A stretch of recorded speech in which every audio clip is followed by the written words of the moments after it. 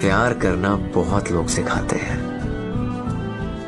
और अफसोस उस प्यार को भुलाते कैसे हैं ये साला कोई नहीं सिखाता। मैं तुमसे नफरत नहीं करता, ना करता हूं, ना कर सकता हूं और ना करूंगा।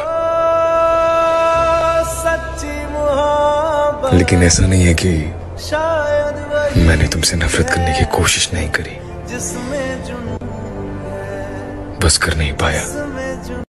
वजह ना हो खुशी की फिर भी मुस्कुराना पड़ता है, वजह ना हो खुशी की फिर भी मुस्कुराना पड़ता है, देखने के लिए अपनों के चेहरे पर खुशी, अपना ही दर्द छुपाना पड़ता है। मुझे लगता है कि जिंदगी के वो साल जो मैं उनके साथ रहना चाहती थी, जो मैं उनके साथ शेयर करना चाहती थी, वो कहीं गुम गए, वो कहीं खो गए। तो आज भी कोई चीज़ होती है, कोई तकलीफ आती है मुझ में, कोई खुशी आती है, तो मेरा दिल करता है कि वो मेरे साथ हों, मेरे पास खड़े हों। क्योंकि आप कुछ भी कर लो, जितने मर्जी आपके दोस्त हों, जितने मर्जी आप मतलब जा रहे हैं आ रहे हैं, माँ बाप जो होते हैं ना, उनका कोई नहीं, बिल्कुल नहीं। तो बंदे सारे अपने जैसे ही होते हैं पूरी दुनिया में। ये तो बस ऐसे ही लैंग्वेज जो है इसने बना दिया कुछ। वो तो गोरे हम पे राज करके तो उनकी इंग्लिश जो है इंटरनेशनल हो गई, तो हम लोगों ने राज किया होता पूरी दुनिया पे तो हो सकता है ट्रम्प भी आज हिंदी बोल रहे होते। बड़ी बात नहीं है सर। आप किसी इंसान से प्यार करते हैं और वो इंसान जब आपको नहीं मिलता तो आप खुदा को ढूंढना शुरू करते हैं। तो अल्टीमेटली जब आपको खुदा मिलता है तो वो आपसे इतना खुश होता है तो वो इंसान आपके पास ऑटोमेटिकली आता है। लेकिन उस वक्त आपको उस इंसान की जरूरत नहीं होती, वो इंसान को आप पीछे छोड़ चुके होते हैं। वो उस वक्त जो आपके पास पावर होती है, जो एनर्जी होती है, जो आपका राब्ता होता है, वो प्राइसलेस होता है।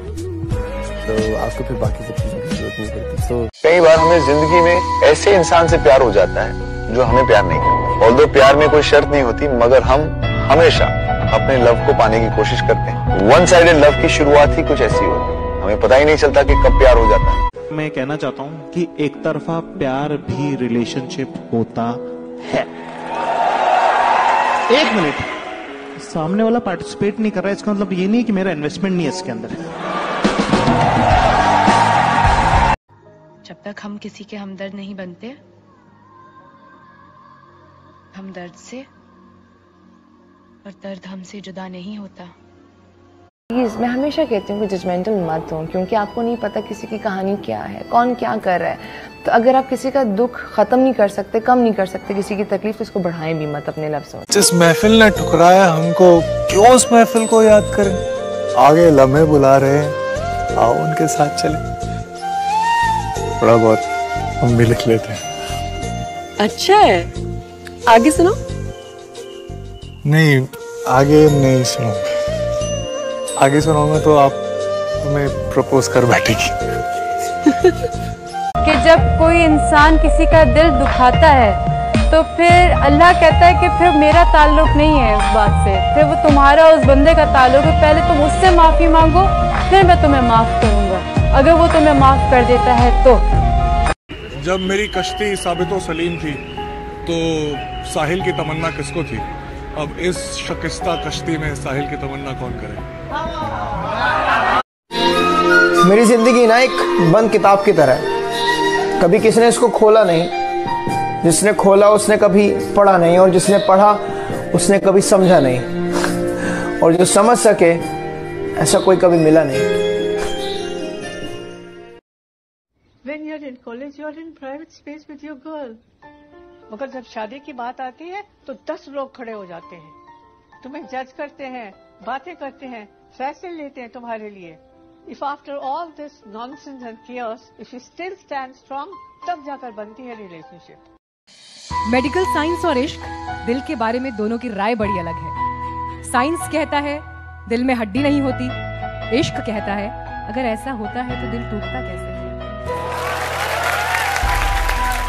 साइंस कहता है दिल का साइज लगभग 12 सेंटीमीटर होता है, इश्क कहता है सिर्फ 12 सेंटीमीटर में दुनिया भर का दर्द कैसे फिट हो जाता है।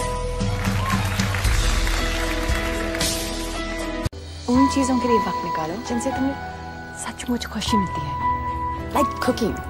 Yeah, well, that's the plan. I mean, 40 के बाद I'll retire and. Dude, तुम्हें कैसे पता है कि तुम 40 तक जिंदा रहोगे? Seize the day, my friend. पहले इस दिन को पूरी तरह जियो, फिर 40 के बारे में सोचना।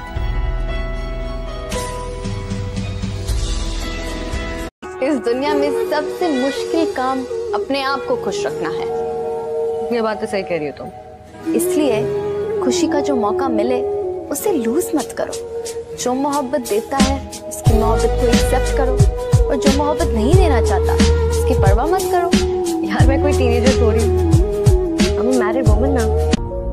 जिसको आप अप्रोच कर रहे हैं जरूरी नहीं कि वो जिंदगी भर टिकेगा। और ऐसे बहुत सारे बड़े बड़े लोगों के हमने एग्जाम्पल्स देखे जो साथ रहे, जो देखने में लगता था कि अरे इससे ज्यादा परफेक्ट कपल तो हो ही नहीं सकता, वो भी टिकते नहीं है। इश्क बहुत जरूरी है जिंदगी के लिए, पर यह जरूरी नहीं कि वो जिंदगी भर रहे।